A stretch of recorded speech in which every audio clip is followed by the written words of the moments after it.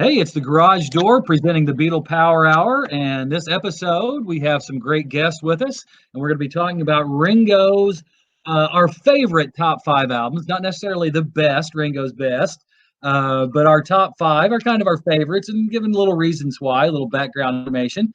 With us today, we're honored to have Mr. Robert Rodriguez. Robert is a author and host of a highly successful and just a great Beatle, I would say a show, but it's a podcast called Something About the Beatles. Robert also scholar and has written a couple other books. Robert, titles of some of your books. I wish I had a little bell to ding. Right.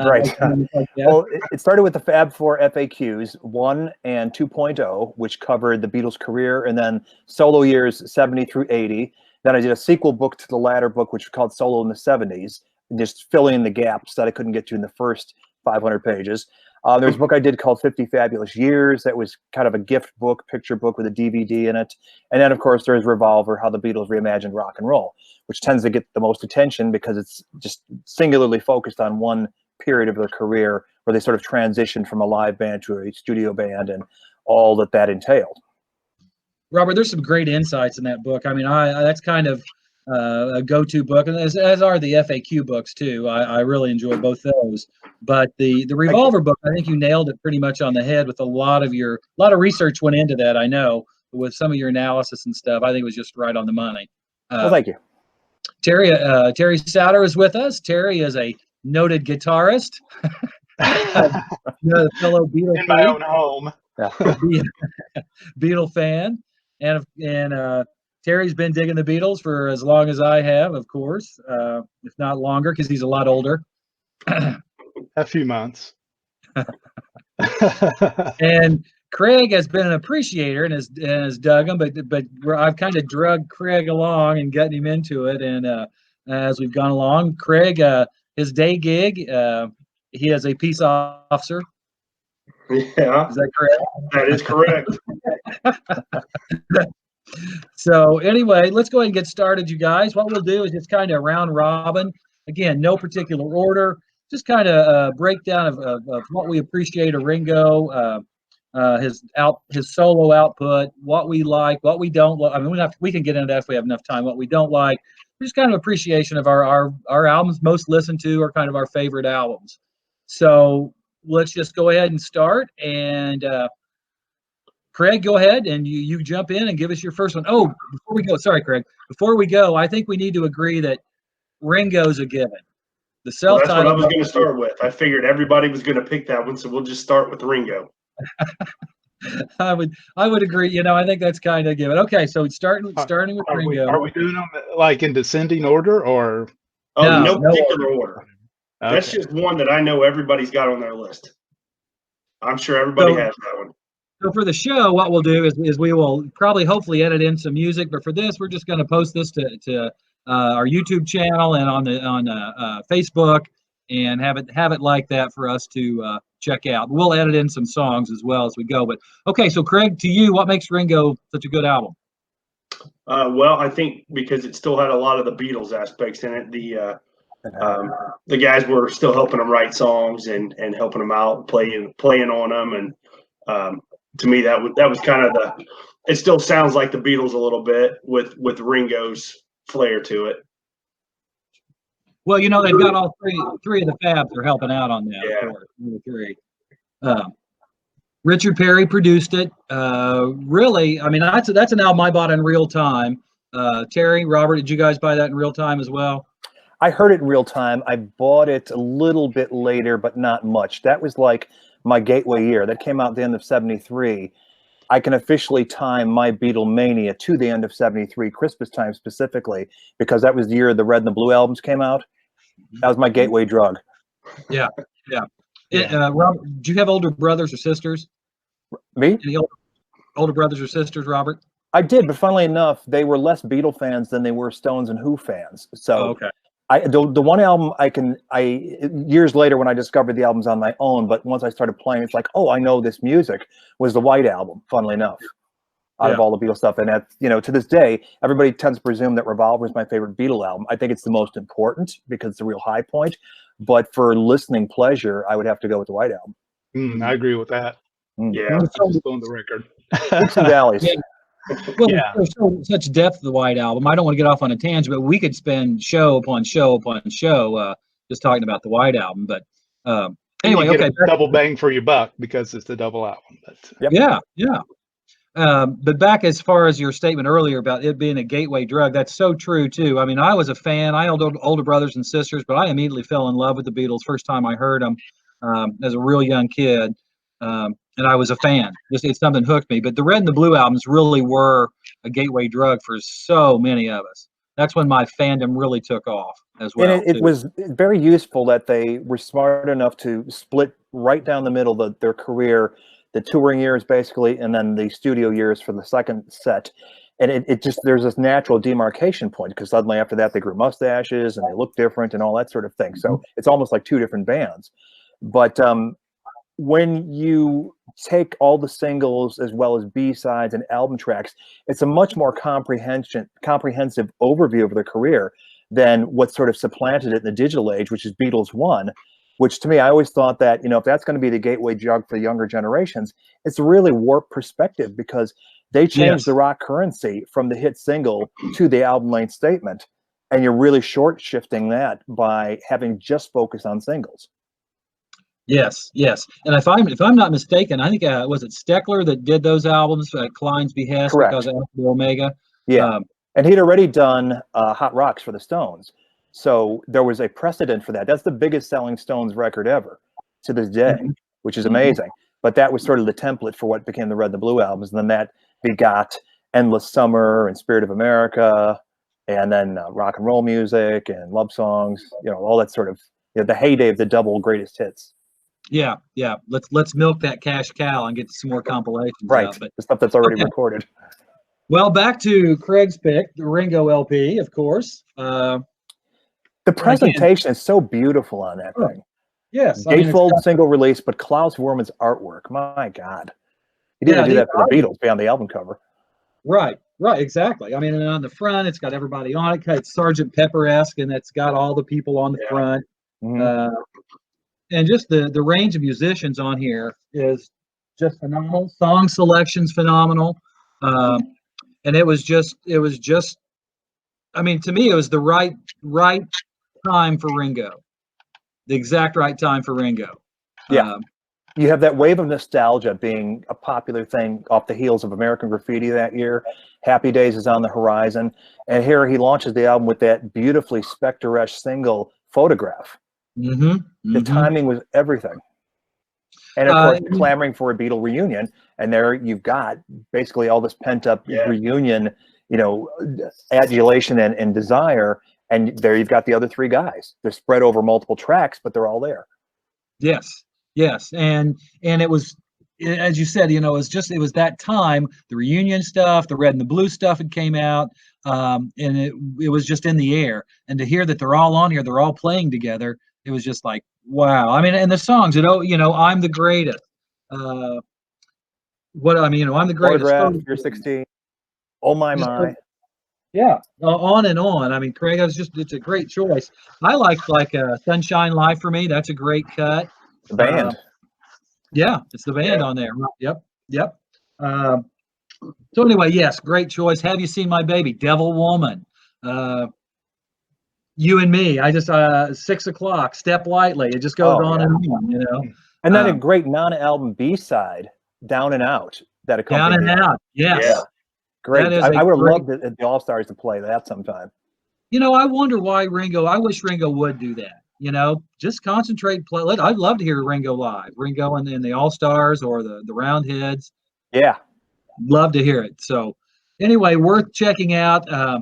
I think that's out of all of Ringo's studio albums, how McCartney's done the archive releases. I think Ringo deserves it. I think I have a couple of Dutch imports. It's got a lot of that sessions on it. Lennon produced. Did Lennon produce any of that? I can't remember, you guys. No, he wrote it, but it was Richard Perry who did the session, and George coming into it was pure happenstance. Yeah, he just happened to be there, didn't he? He happened to be in LA because there was a Capitol meeting they were all going to, And then he called up, said, "Hey, I hear there's a session going on." And John says, "Get him down here right now. I need help with this bridge." And Richard Perry's like, "Oh my God, it was the Beatle magic happening right before your eyes." Okay, yeah, Richard Perry. Anyway, that's a given. I mean, that's got to be our top Ringo album. I think, And he And it's considered at the top start of 10 his solo singles. career, if you consider the numbering of the albums that followed, and then Ringo the Fourth rather than Ringo the Sixth, because he's dismissing the first two for whatever reason. right. Okay, good choice, Craig. Good choice. All right, Terry, you're up, buddy. Got anything? Just a couple comments about Ringo. You guys covered it pretty well, but kind of playing off what Robert said. I mean, this really was kind of a singular event for Ringo, and from the presentation, the artwork, the quality of the songs, the musicianship on the album. I mean, it seems like everybody in every aspect of making this album put 110% into it. It's like Richard Perry, they shouldn't have underestimated, maybe because he made it look easy, but he recognized, okay, Ringo is obviously a world-class drummer, but we're not going to build an album around his drumming. Mm-hmm. And he's not the greatest singer. He one track per album at best during the Ringo's career, not even every album. So what do? Well, he's got that lovable persona that everybody just adores. Mm-hmm. Why don't we just build the album around his personality, or at least our perception of it? So it was cast to support that persona. And so he didn't bring in any material that didn't really fit what you'd expect from Ringo.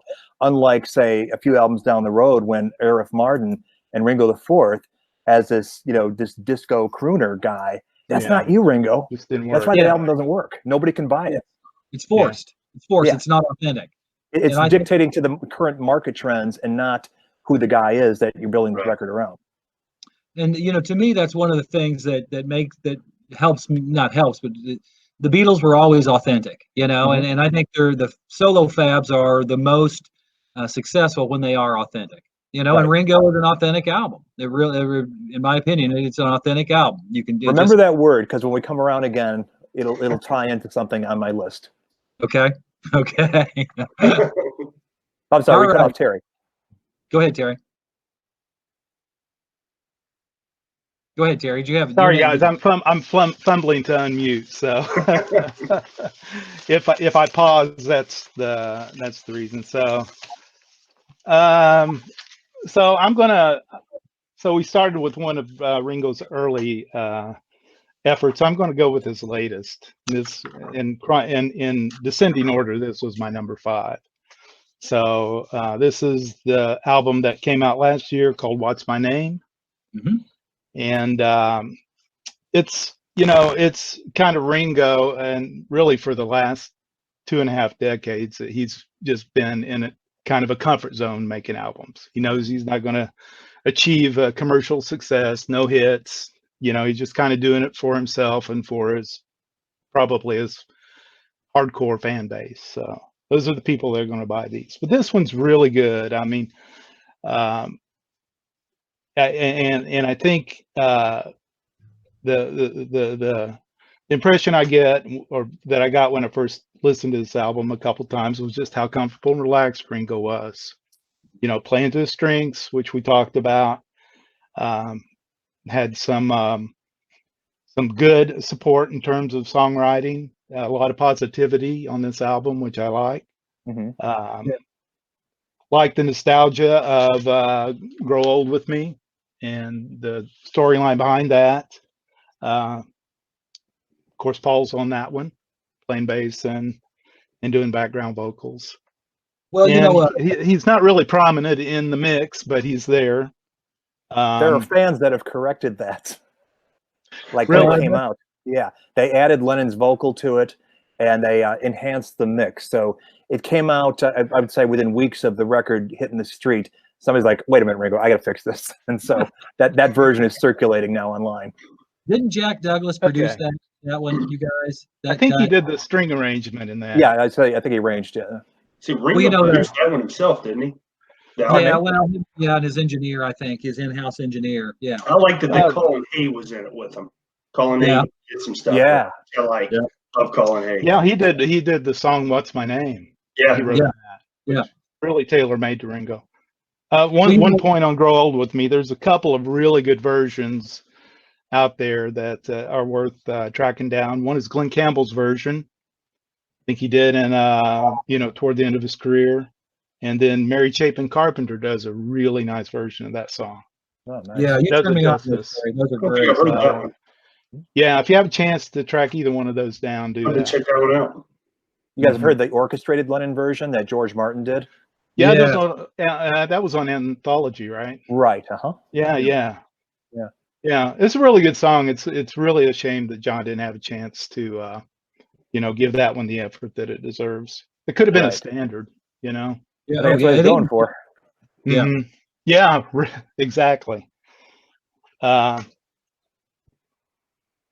of clunkers on that album. I'd be remiss if I didn't mention Money. You're showing me. Oh, auto tune. Yeah. I read a thing online that interview with Ringo that he really loved his version of that. So Oh, who am I to judge, And not a real big fan of the Joe Walsh duet, Gotta Get Up to Get Down. oh, see, I like that one. I really Yeah. like that one.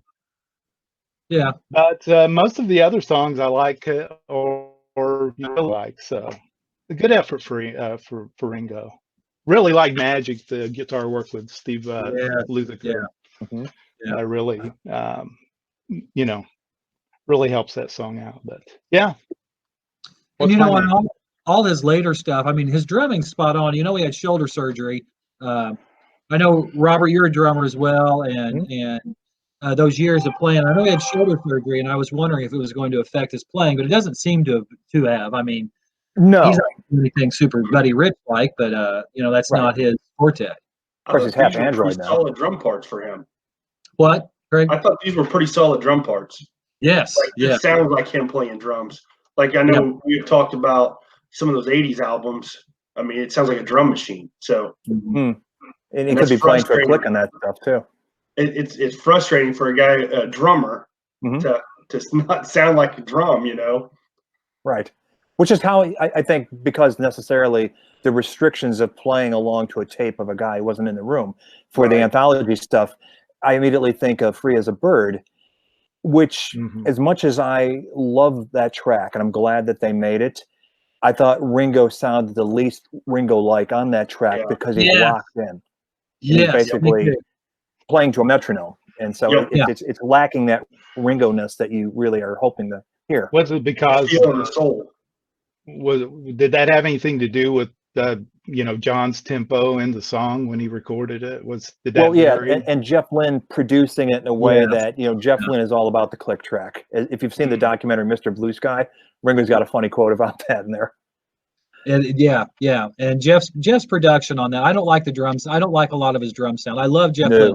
Wrong. I love ELO, but as an artist, he's not my favorite producer. No. There's a lot of stuff that I can't. I mean, Cloud 9 is hurts a little bit. I mean, I think the song's great, but I'm sorry to go off on a tangent. I don't mean to, but the production on some of the tracks bother me just because it's just Jeff's touch there. Yeah. I try to get past that. Brainwash survived, but that I think is because George was from the great beyond sort of the directing hand behind it. And so, he had that to live up to. He wasn't being given his head the way it had been when he was alive. Well, I think George had written detailed notes on how to finish out the songs, correct? Yeah, and then you got Danny there that's kind of the co-producer. So, I think they kept him on a short leash for that. I mean, sonically, you could tell the difference. Oh, yeah. I think that's going to be something for another show. There you go. Jeff Lynne, pro or con? All right, Robert, you're up. Would be both. Yeah. Right. Yeah, both. Right. Exactly. All right, Robert, you're up. What do you got there for us? Well, I'm appreciating the fact that we didn't want to do this chronologically, so you can kind of dip in here and there. But since you used the word authentic, I'm going to jump in with this because if ever a Ringo album can be said to be authentic, and maybe you can tell where I'm going to with this, Buku's a Blues. There you go. There it is. Yep, that was in mine too. Yep. All right. Yep. Mine I'm too. not, just so we know from the get-go, I'm not the world's biggest country music fan at all. However, that kind of music that sort of country, like Michael Nesmith style, that kind of, not the modern stuff, not even some of the harder 70s country rock stuff. I like this because it seemed like he was singing from his heart. They built this album around him, knowing his taste in music. It was Pete Drake who happened to, getting a ride in George's limo or Ringo's limo and sees all these country music tapes all over the place. And it's like, who knew? I guess maybe he thought Act Naturally was a joke, but no, it was a real deal, Ringo's tastes. And so the weird thing is that this was an album that when it came out, especially coming right off the heels of Sentimental Journey, which people are pretty divided about, either you appreciate the heartfelt gift this was to his parents and sort of musical comfort food coming during a very trying time for him, or God, what is this guy doing? He's got no business getting his vocal cords anywhere near these songs. Then he does this album a few months later, and it is so in his wheelhouse. And you would think that the album that probably got him more acclaim, this side of the Ringo album than anything else he's ever recorded, when people were like, yes, this is what you were meant to do, Ringo, he's not revisited it. And I find that very strange, except for sort of behind the scenes mumblings I've heard from people that are sort of Nashville based and why that is. But it's a real shame because it's something that he could do masterfully and really get some kudos for him as an artist beyond his drumming for if he wanted to go down that path again. Yeah, and as you said, it's authentic. I mean, I know the story behind it is that I think that wasn't he doing some electric, the pedal steel. Yeah, pedal steel for George. Yeah. That's how they did it. And Ringo was originally just going to record some vocals and send him over, but I think Pete or someone talked him into going over to Nashville. Yeah, so because he was envisioning Beatle time being, I'm going to spend 6 months doing this, and I don't want to do that. And Pete's like, oh, shucks, we can do this in a week. Just show up. Yeah. So he absolutely had a knack for country and western, what I would call country and western music. Yes. Like his voice is perfect for that kind of music. It is as uncool as it is in a lot of rock circles. If you're a rock and roller, it's like, country, I don't want that stuff. In Liverpool, it was incredibly hip. It was the other, it's authentic American and the grass is always greener. And it was like sort of their equivalent of blues. You think about the subject matter and their sort of, downward standard of living, Ringo in particular. I don't think it's an accident that he embraced that. And I mean, some of what I really like about it is you can tell that these players, they're used to recording pretty quickly, but they were able to get that emotion out of Ringo's voice. And I don't know if that was just coming out of Ringo naturally, but that emotion was there. That's what lends the songs to the authenticity. I mean, Wine, Women, what is it? And Loud Happy Songs. Yes, thank you. Yeah. That was his theme song for the 70s. Yes, it was. Nancy Andrews, for you. Right. Buku of Blues. I mean, the whole thing, some of the tracks on here, Buku's of Blues, Love Don't Last Long. Silent Homecoming. Yep. Woman of the Night, Waiting. Silent Homecoming, pretty poignant song. If I'm not mistaken, isn't that what I read into that is it's a guy who's been killed in a war coming home. Isn't that correct? Is it? Yeah, Vietnam. Yeah, and them bringing his remains off the plane. So, this comes out in 1970. This is recorded months after Kent State. The war is raging. It's being expanded. So, very, very timely and topical. Something you don't expect out of a Ringo, but here it is. Pete Drake's on there. Well, it's Charlie Daniels. If you guys are familiar with a band called Area Code 615. Great band. They did that's those session cats, basically. So a lot of the same guys that did Charlie McCoy. What? Charlie McCoy. Yeah, Charlie McCoy. Jerry Reed. Yep. Right. DJ Fontana. Yeah. Yes. DJ's on there. So anyway, folks, Scotty Moore engineered it, right? Yes. Yep. Buku's a Blue. Nice little inner gatefold sleeve there. Recorded over 3 or 4 days when Ringo was in Nashville, summer of 1970. So, yep, good choice, Robert. I'm with you there. That was on one of mine. That was mine too. My number 3, just for the record. So there you go. Okay, I'll go ahead. Love the background vocals too from the Jordanaires in those songs. I mean, that Mhm. really polishes it off for me, you know. Was it Beautiful. Jeannie Kendall that was the female singer on that record? Yes. Yes. Yeah, Yep. Yep. yeah, Yep. she was in a band with her dad, which seems kind of weird, but they Not I Alabama. remember I remember some they had some success, I think, in the 80s when I was listening to country music quite a bit. Mm. Yeah, the she duets. What I wouldn't have it any other way. I think she's on Yeah. that Yeah. and some Yeah. other stuff too. So anyway, great choice. I think that's in all of ours here. But I'll go ahead and jump in with my pick. One of my picks. Good Night, Vienna. I noticed the poster. Follow up Ringo. Yeah, did you see the poster in the background there? I did when he got up. Yep. Yep. Yep. I got one too. Serious. I'm a sucker for that promo stuff. As a record store ex-worker and junkie, I love all that stuff. I mean, the promo stuff I enjoy. So, but That to period me, in time, especially 73, 74, the 10-year anniversary, Beatles, Apple, Capitol stuff. That stuff, oh, it's fantastic. All through 76, and then love songs, and it kind of tapers off. yeah, you don't get as much, but no, that revved back up. But sometime I would like to do a show, you guys. This is getting into the weeds a little bit, but do a show about all the promo materials out there. Spicer and I used to have discussions at Beatle Fest. That, come on, Bruce, you need to do this book. You need to do this book. This would be a great book to research all the promo items and that kind of stuff that are out there. But anyway, I'm a sucker. But okay, all right. So Goodnight Vienna, released 74. Again, another album I bought in real time. A lot of people on there. Now, I do know that John did produce, if I'm not mistaken, Only You.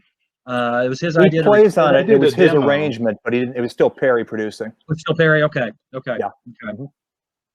But a lot of people are on there. Nilsson, of course. Elton John contributes with Snookeroo. Might be the best song on the album. Yeah. Good. Dr. John. Dr. John's on there.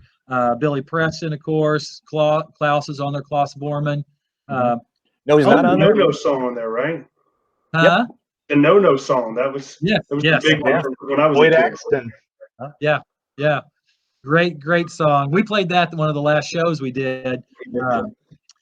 But anyway, the album, the cover is, they did a lot of promo stuff for it.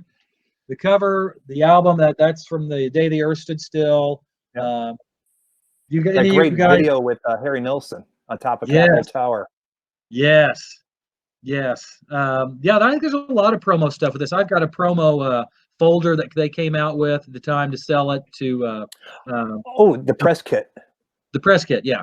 It's got a lot of photographs in it and the behind making of the stuff. And so anyway, we got to number 8 in the charts. Only You. I just love that. And if I'm not mistaken, isn't Harry Nilsson doing the background with him in there, and is Lennon in there as well? Yeah, and Only You. Yeah. Yep. Okay. So anyway, You know who's not on that album? What? George. You know who's not on the album is George. Was that the time when George was suing? No, that was later when George was suing Ringo. At least Ringo thought George was suing him. Right. Yeah. No, that was later on. I think this was more of the Maureen hangover. Yeah, I do too. Yeah. That's well, we'll talk about that later. Another show. But anyway, George wasn't in good shape in 1974 anyway. So no, he was not. No, he was not. I love Alan Toussaint's on there. I love acapella. Goodnight Vienna, which is it's a Liverpool slang for a kind of like, that's all she wrote, isn't it? I think kind of like that. Let's get out of here. Yeah, we're done. So anyway, Easy for Me, Goodnight Vienna. Love that song. Easy for Me. Brilliance. yes. That's like, there's some people I think that when they look at Sentimental Journey as not too far a stretch from Good Night on the White Album. You know, it's Ringo in an orchestra, just kind of crooning. Easy for Me, I think, is the more natural successor to Good Night, as this beautiful, lush sort of 1930s Hollywood, and written by Harry Nilsson, who certainly had a heart for that sort of thing. Yes, I agree too. And that was also, I think, Harry had it on his Do It on Monday too, I think. Yep. Harry. And didn't they change the name to Easier for Me or something like that? Yeah, I can't remember. I've got the album. I haven't listened to Duet on it for a long time. But okay, that was my pick. Craig, you ready to jump in with another? Oh yeah, sure. How about the 1992 Time Takes Time? Good one. Oh yeah. The Don Was produced it. For me, it was Jellyfish and the Posies playing with them because they were basically Beatles knockoff bands anyway for the time, and I think that's where they kind of went back to that Beatles sound with those guys. So for me, that was a really good one. That was definitely in my top 5. It was on my list too, and it's funny because the last concert I saw before the world got turned upside down was Ken Stringfellow passing through town. Yeah, so it was weird circumstance. Like we kind of knew this was going to be the last hurrah, but I would have liked to have hung out with him and asked him about Golden Blunders. Yeah. Yes, Highlight. Love that song. I mean, Yes. here's a copy of the LP. This is the reissue. The vinyl version is fairly hard to find. I've got a German copy of it, original press, but it's kind of worth getting if you're into records. I like the cover. I really like that cover. I don't know why, but the cover is cool to me. Got the It is red cool. vinyl version, Troy. Oh wow, You yeah. have that, but Where'd you get the red vinyl, Terry? I have to get that. But yeah, It got the best reviews of a Ringo album since the 70s when that came out. It was really hailed as a comeback, at least critically, if not sales-wise. well, he had about a 10-year gap or so there. And wasn't this the first one he made after he dried out? Pretty much, yeah. The 89, the All-Star Tour kicked in, and then this is those sessions. Because remember, he started the tracks, I think, with Chips Moman, and that's part of the old Can't Fight Lightning lawsuit that went on. You know, Ringo did the Memphis album that never was. Yeah, but Benmont Tench is on there. Jim Horn, who I had a chance to interview and talk to quite a bit over a weekend at Beatlefest one year. Robert, were you there at Beatlefest when Jim was there? Yeah, he's great. Super nice guy. I mean, I'd met him 2 or 3 times, talked to him throughout the weekend, and by the end of that Sunday, he was like, "Hey, Troy, how's it going?" You know, I mean, just a nice guy. The same guy who played on "Going Up the Country" by Canned Heat. You know, I mean, from Bangladesh. Yeah, he's on Cloud 9 even. I haven't talked to him in a long time. Hopefully, he's doing okay. Just a musician, but yeah, Doug Feiger's also on there for you Knack fans. Yeah. Beatlesque. Yep. A lot of good guitar work on this album too. And I think that's what, Terry? I said a lot of really good guitar work on this album too, especially for a Ringo album. Jeff Scott Baxter did a lot of the guitar work. Michael Landau, just for a guitar player, it's pretty impressive. Yeah, Skunk Baxter, you can't get much better. That's amazing on a Ringo album. Yeah. That guy's been all over. And he literally is a rocket scientist too, if I'm not mistaken. Yeah, he became one. He is. Yeah. He really is. But a career progression. Yeah. Steely Dan, Doobies, rocket science. I think it's first appearance of Mark too, and this is the first time Mark Hudson started working for him. I started working with him. I think he knows some of the background. Sounds about right. Yeah. Again, there's a producer on that one of the tracks. Go ahead, Robert. I was just going to say that, like Richard Perry, that was Mark, when they did their work together, I think he was a producer that really got Ringo and recognized how to build an album around him. And you compare him to other producers that worked with Ringo or his self-production. And I don't know, I think that Perry and Hudson were the best 2 guys at the helm when it comes to Ringo albums. I agree. And unfortunately, for those of you who don't know the story, Mark was due to go on tour with the All-Stars, and he got offered a, TV show, like with a summer TV show, kind of like The Voice or one of those shows. And he was going to be in the house band, I think leader of the band. And I think that was pretty much the falling out there. And is that correct as far as you guys know? That's a story that makes the rounds for sure. Yeah. But Ringo, he won't talk about it. And, once you've gotten on his bad list, I guess that's that. Yeah. Yep. Unless you're George. Unless you're Harrison. Right. Yeah. Somehow George gets a pass. Well, he did write his own Come Easy, so what are you going to do? Anyway, Craig, that was a good choice. Stole one of mine there. So, all right. Terry, you're up next, man. You guys are picking off all my albums, so in fact, I think you picked them all off. Time Takes Time was my next one. So I got nothing else new. Okay. Okay. Well, I've got a couple on this ones. All right, Robert, what do you got? Well, speaking of Mark Hudson, I was going to go with Ringo Rama. It's Good sort pick. of representative of the Hudson epoch in Ringo's career. An exceptional album. It was unusual for me. It past a certain point where I feel like, getting Ringo stuff, it's sort of an obligation, hit or miss. Some things will be delightful, like Time Takes Time. Other things is like, like Old Wave or something like that. It's like, Jesus, I'm a collector and I'm a completist, so I must own it. But will I ever play it more than once? I don't know. But Ringo Rama grabbed me from the get-go. And I thought I saw it as sort of a tour de force for him, production-wise, guest casting-wise, and just the songs. I was really genuinely wowed by it, and that was a good feeling because I never expected to have those words come out of my mouth again. Ringo made a fantastic album. Yeah, me too, and that was going to be one of my picks too, but I went for a different one, basically the same time period. But yeah, Ringo Rama to me is just a solid album, and I believe there is a deluxe edition of it too. Yeah, with a DVD or something. DVD, I think some bonus tracks on it. I've got it in there. I don't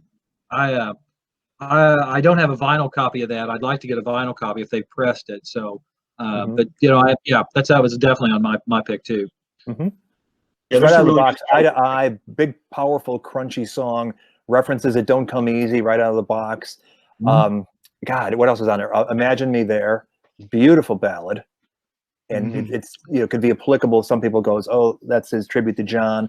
I don't think it was necessarily that. I think it's more of a romantic, song of longing. But that's the beauty of a song that's that good that you can fit it to different situations. And he wrote it. He co-wrote it at least. So good on him. Yeah.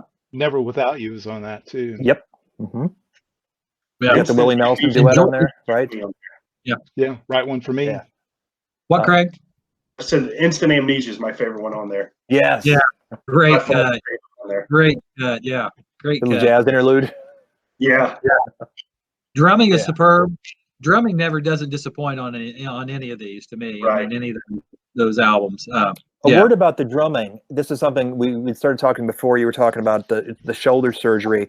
You guys know Vinnie Zumo? Name sounds familiar.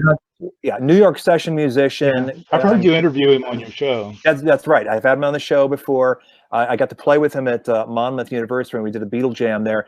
But he was Joe Jackson's guitarist during the 80s years. That's him playing the solo on You Can't Get What You Want Till You Know What You Want. So for a period of 10 years, he was in Joe Jackson's band on record and in the studio. But he started out as a drummer. He's a multi-instrumentalist, and he's done a bunch of things. And he was the one that provided the insight to me. He goes, listening to those 90s and 2000s Ringo solo albums, he goes, I can tell you something. He's doing exercises. He might say he never practices, but I can tell. He could tell by when you see videos of Ringo especially, that he's got a certain functionality with both hands now. He's natural lefty, but he forced himself to learn to play right. He's got something going on that he didn't have during the Beatle years. It's pretty amazing that if you're a trained musician, you can pick up on. He goes, this guy's been doing exercises, I can tell. I don't know if that came before or after the shoulder surgery, but it's definitely something that explains how somebody who's he was 80 years old. He'll be 80 years old in July. Is in phenomenal shape, trim, no gut, and it's still beating the hell out of those drums like he means it. Yeah, it's just hats off to him.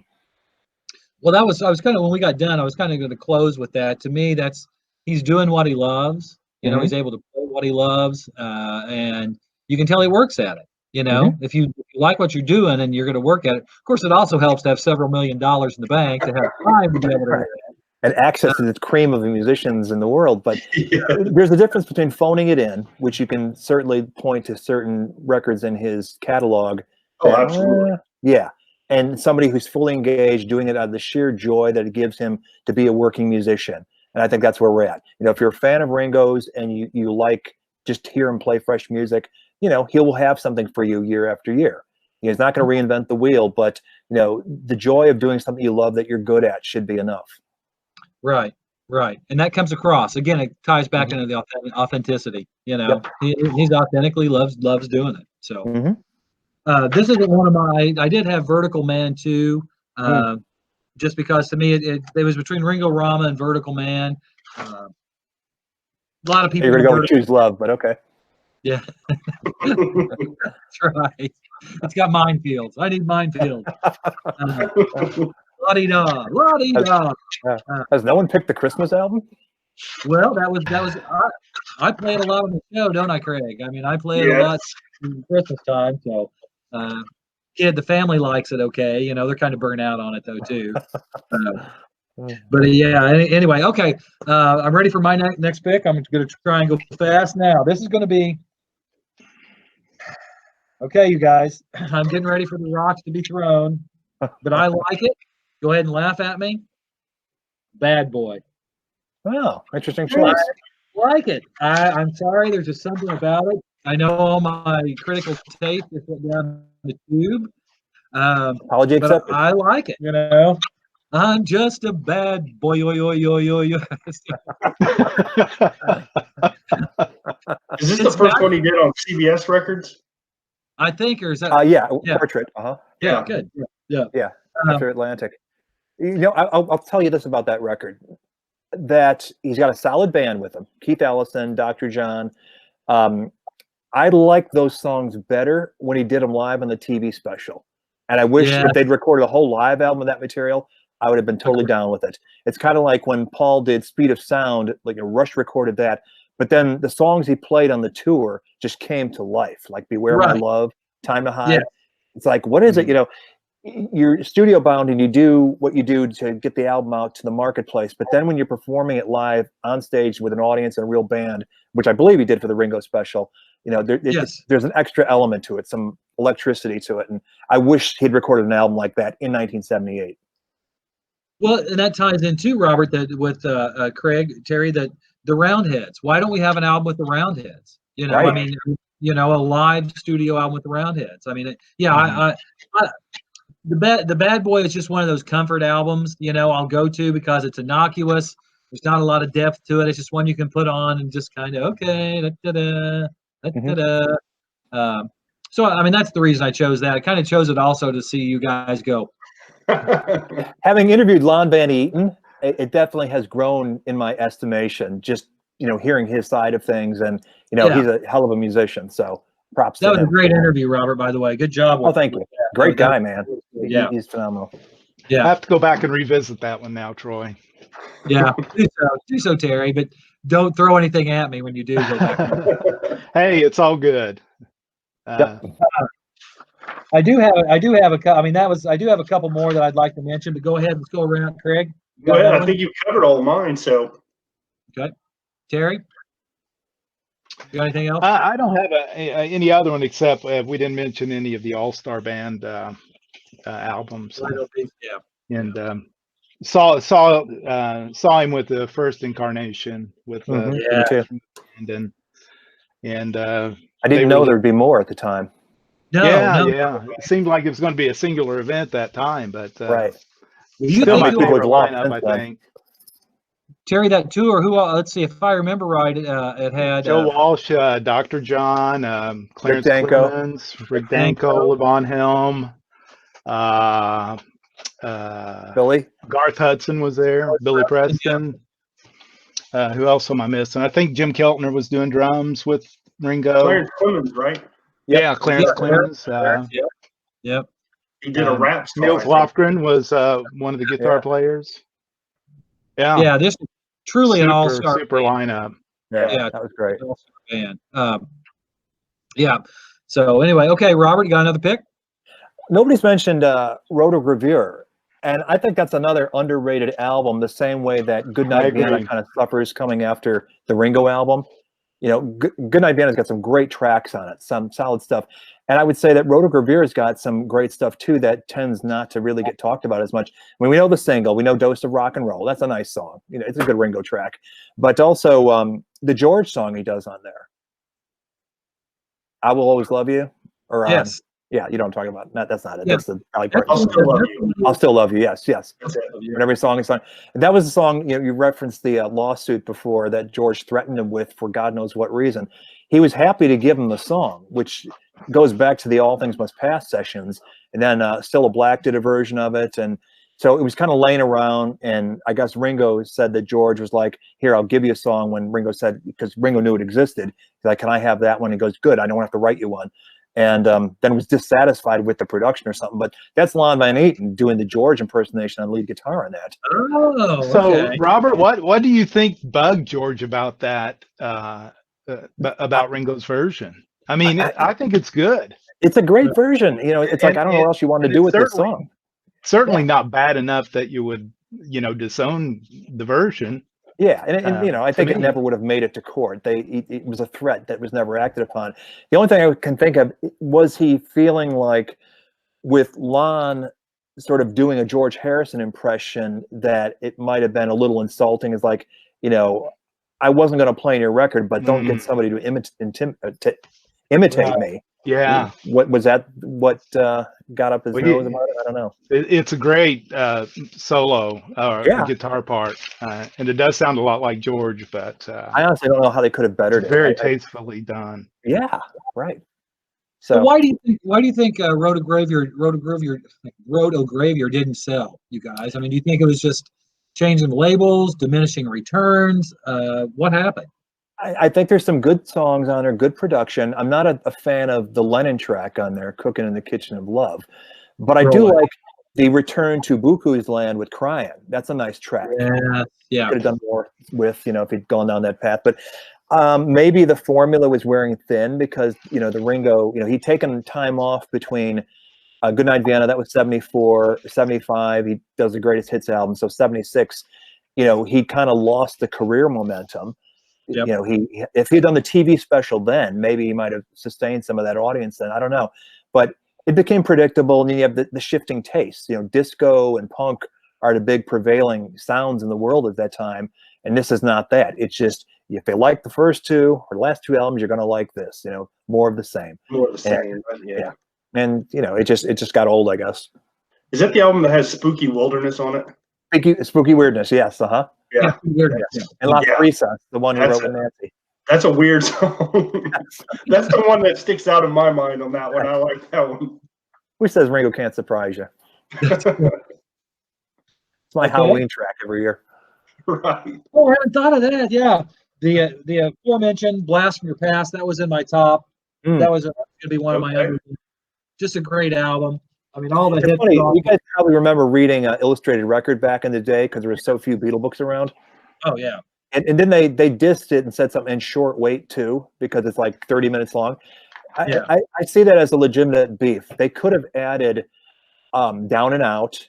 They could have added, some of the stray tracks laying around, maybe the longer version of 6 o'clock. They could have made that a little fuller of an album, a little more satisfying. But it's the sequencing is beautiful. It's a nicely put together package. If I'm not mistaken, is that the last Beatle solo Fab album on Apple or not? I can't remember. I think it may be. Yeah, it is of the 70s. Yeah, because that came out in December of 75. So it was right after Extra Texture and Shaved Fish. Yeah. And again, just a good, I bought that album in real time, just a good solid album. One other interesting tidbit, I don't know if you guys have seen this. David Henschel, Startling Music. Yeah, Ringo Records. Yeah, very good. Yeah. Phil Collins on drums. Yeah. Anyway, kind of neat. It's basically instrumental versions of the Ringo album, Craig. It's his thrilling. Okay. I'm not familiar with that one, so I'll have to check it out. Yeah, it's a little scarce. Yeah, fairly hard to find. And of course, there's other greatest hits. Can't Stop Lightning.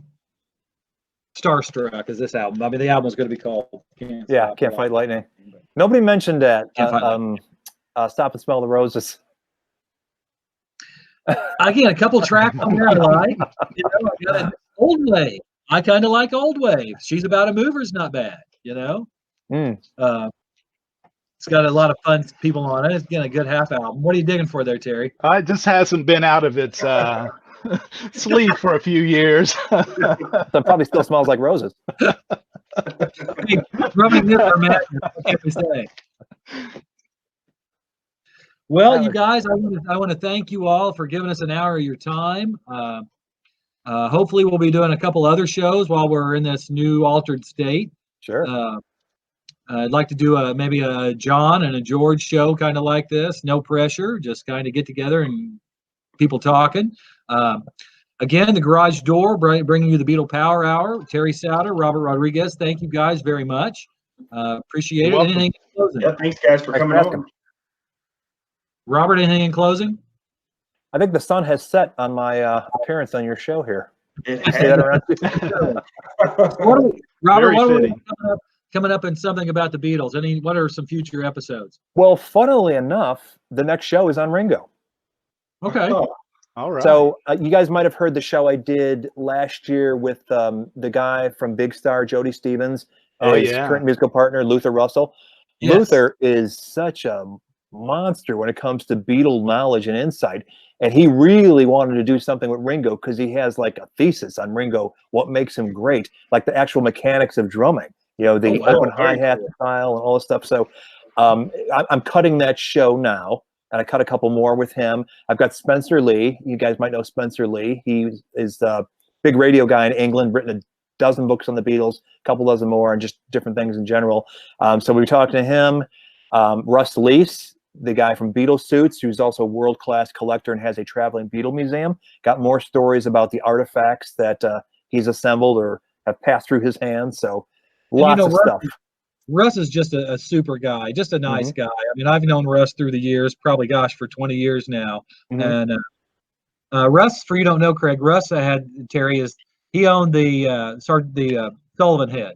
He bought the Ed Sullivan drum head. Oh, Yeah. And he was able to sell You it. and I have had many a conversation about him. Yeah. Yeah. Yeah, because I'm all the time going, I want to get a linen jacket. I want to get a. Yep. I'm gonna, Oh yeah. We've been to that website several times together. Yeah. And it's funny, the story he had to tell about the Lennon suede jacket for Rubber Soul, the original, because he got his hands on it. Yeah. Amazing. I mean, it was in deteriorated condition back then, and now he's got it. And he said it was unlike anything. He thinks it might have been custom made or something. It didn't have a lining. It didn't have a shell, like never. But it had epaulets that got torn off along the way and stuff. It was just, very interesting stories he's got. And Russ is such a guy. We were at one time we were at a fest, and he had extra pair of John's glasses. The National Health round glasses, and he was like, "Here, check them out." And I, of course, I was like, "Oh, what?" But he was like, "Here you go." I think he had one time Ringo's jacket that he wore across Abbey Road as well. Do you know that story? Yeah. No. Go on. Well, you might have seen when Gary Astridge was just out in LA, there was a Ringo event that happened like in the last month or so. He got the jacket back. Oh wow. Oh really? Well, tell me the story. Or you want to save it for the show? Well, this I can tell you because Russ wanted me to save it, but now it's because we taped that show before the presentation came. But Ringo got it back, but it was left behind when he moved out to move in with Barbara Bach. So I guess Russ got it from Nancy. Oh, okay. Yeah. So he had it all these years, made use it as a template for the jackets that he sells, because George has gotten one made after Ringo as well. That's what's on the Let It Be cover. Or not Let It Be, I'm sorry, Hey Jude cover. And the Tit and Her shoot. Tiny. If you look at it though, you guys, it's teeny tiny. I mean, Ringo's almost like a kid's jacket. So Terry, were you up there at the fest that year when we were hanging out with Russ? I was, I was. Okay. And and even the suits, just the size of those guys, the suits that are in the Rock and Roll Hall of Fame are so tiny. I mean, they look like kids' clothing. It's funny, you keep hearing that over and over again. Well, I just had Jenny Boyd on the show, and she talked about the first time she met George. And that was a great interview, by the way, Robert. Oh, she's phenomenal. Thank you. She's great. And I love it when you get the folks that that lived through some of those times with the Beatles. Yeah, and I'm glad to have seen she's finally put a book out. I mean, the books I talked about in the show, where she was interviewing the artists about how the creative process, which I thought that was an amazing book. I don't care that you're Patty's sister. Back in the day too. That's been out for a long. I mean, I bought that. Right, 92 is when it first came out. Yeah. And then she updated it and expanded it. I don't have that version yet, but I need to get it. That's called It's Not Only Rock and Roll. But it's just a great area of study and so articulate and so accessible to read. You know, it's a psychological thing, but still, you know, these guys talking about something that's very passionate and meaningful to them, and she just knows how to pull it out of them. So, you know, it's great read. Okay, Terry, you got anything coming up? Anything you're working on? No, other than my day job. So, you know, just kind of tagging along with you here, and appreciate you inviting me along.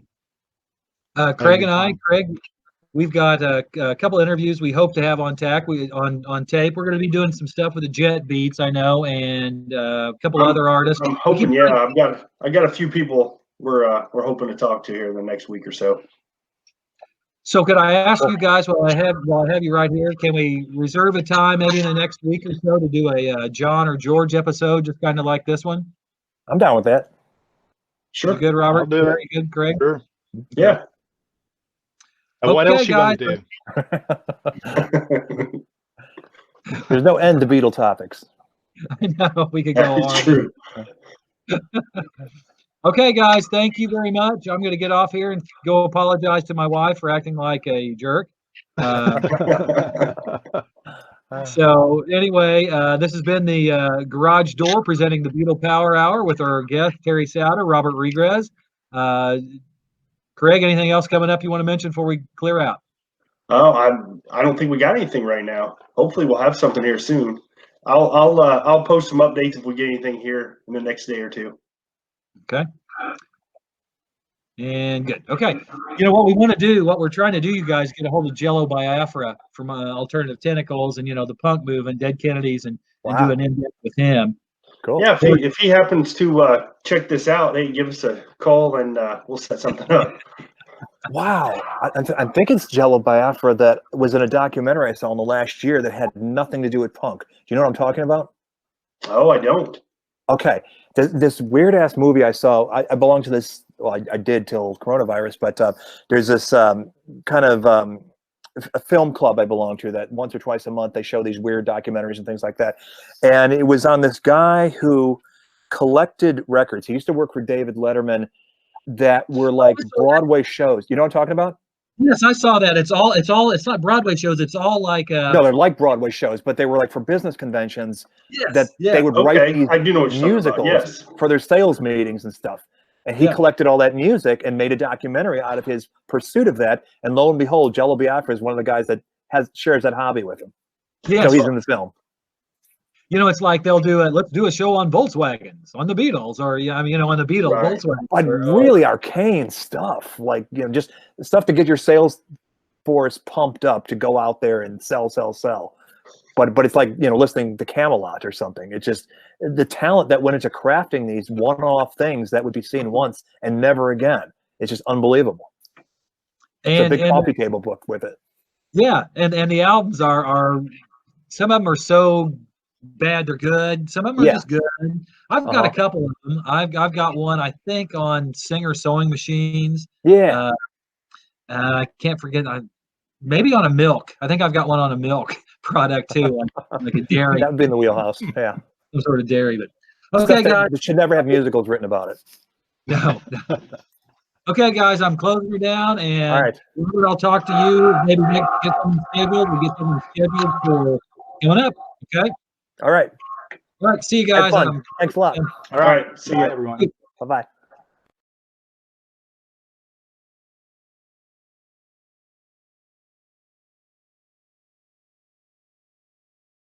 Everybody.